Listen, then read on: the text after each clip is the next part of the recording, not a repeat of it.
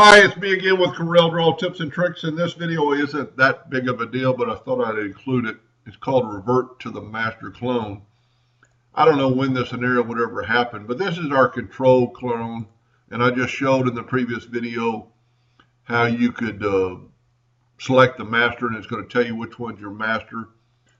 But if, and just to show you it works, we're going to make them all blue. Let's say by chance you messed with one of your clones. Let's say we did that. Well, that's good enough. And it's no big deal right now because all you have to do is hit the back key and you're back to it.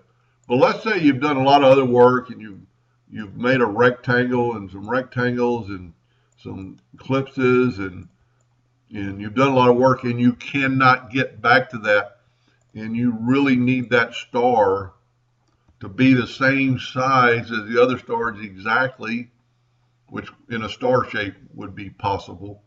But you can right click on the one you messed up and revert to master and just check on clone path shape, and it'll put it right back to your original shape that you could do anything with now, and you could change them all and play with it quite a bit. I love the clone tool for doing stuff like this, and that's only if you've ever changed this shape and messed it up.